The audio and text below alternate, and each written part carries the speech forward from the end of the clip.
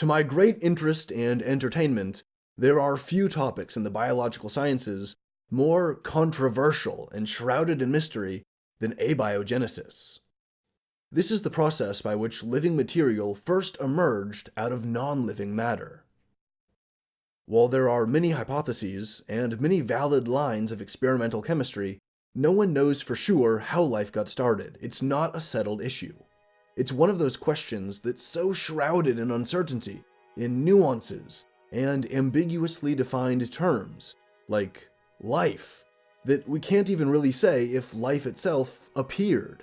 As in, there was chemical evolution that led to a sudden moment where the first replicating cell appeared, or if the emergence of the replicating cell was a gradual process that seamlessly appeared out of the background chemical evolution, almost as if the biochemical pattern of life was slowly waking up and shaking off the sleepy dreams of disorganized prebiotic biochemistry.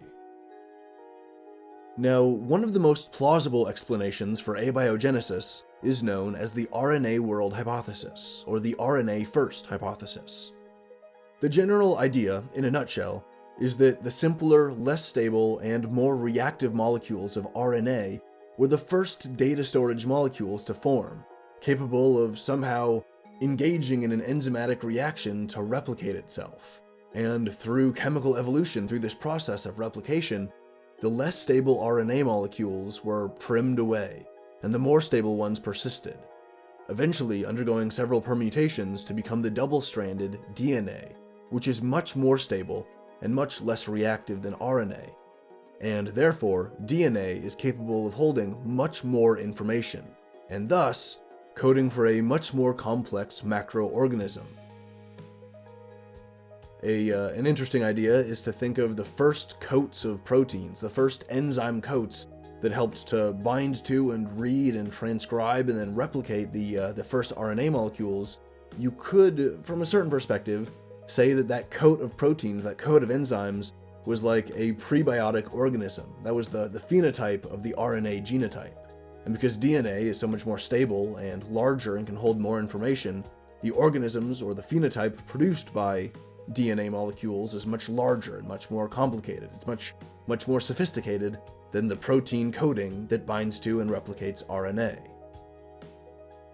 But anyway, the emergence of DNA enabled the propagation of the simplest true cells. And there we go, life is off and running. So RNA was basically the first serious foothold that began the process of transitioning from chemical evolution into biological evolution.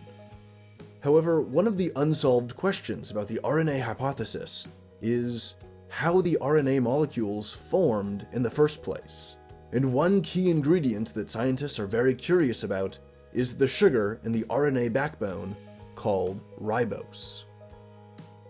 The news I bring you today involves a new study that chemically analyzed an ancient meteorite, and here, the scientists found clues that support this RNA-first hypothesis. The meteorite in question, known as the Murchison Meteorite, is 4.6 billion years old, so about as old as the Earth itself. It fell to Earth in 1969, breaking up in the atmosphere, with its pieces crashing down near a small town in Australia. Now, this is critical to understand. We aren't entirely certain how Earth-based ribose initially formed, but it is possible that ribose could have formed somewhere in outer space, in the unique conditions available off-world. For example, we've seen all kinds of exotic and interesting biochemical reactions in dust clouds and nebula, which are full of various compounds, like, quoting from the paper's abstract, amino acids, nucleases, and phosphate, unquote. All of these compounds are exposed to the catalytic energy of UV radiation that's emitted from nearby stars, and this will encourage all manner of chemical reactions, and this creates an even wider variety of new chemicals. For example, clouds of formaldehyde can be altered through a Formose reaction fueled by UV radiation to generate sugars. In the paper, they describe their observations of the meteorite and supplemental lab experiments, which, quote, suggest that meteoritic sugars were formed by Formose-like processes, unquote. It's entirely possible that ribose could be formed in a carbon-rich dust cloud exposed to the radiation of nearby stars. This ribose would coat the outside of a passing meteor, or it could be integrated into the ice or the rocky material in a newly formed meteor. And in this meteoritic form, it would be carried to whichever planet the meteorite plowed into. This is a way in which space-generated ribose could be seeded onto a planet, where it could theoretically play a role in early biochemistry and abiogenesis. Coming back to the paper that reported on the chemical analysis of the Murchison Meteorite, here's a quote from the lead author, Associate Professor of Tohoku University, Yoshihiro Furukawa. Mr. Furukawa said, quote, "We found the RNA sugar ribose, but did not find deoxyribose, which is the DNA sugar. This is the first geological evidence that shows geological superiority of RNA sugar over DNA sugar." Unquote. Now, the RNA sugar that they're talking about is ribose, which is the R in the full name of RNA, or ribonucleic acid. DNA uses a sugar with a bit less oxygen bound to it, and it's called deoxyribose, or deoxy, referencing the lack of oxygen. So deoxyribose gives DNA its full name of deoxyribonucleic acid. Finding ribose, but not deoxyribose, is a significant detail that suggests a selective formation process and/or a selective delivery of one sugar over the other.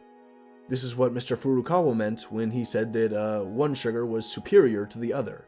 These initial sugar genesis and delivery systems seem to produce more ribose than deoxyribose, and this, in turn, would suggest that RNA is much more likely to have proliferated before DNA. I'll conclude this news segment with a short passage from the end of the abstract. The scientists write, quote, "Meteorites were carriers of prebiotic organic molecules to the early Earth. Thus, the detection of extraterrestrial sugars in meteorites establishes the existence of natural geological routes to make and preserve them, as well as raising the possibility that extraterrestrial sugars contributed to forming functional biopolymers like RNA on the early Earth or other primitive worlds." Unquote.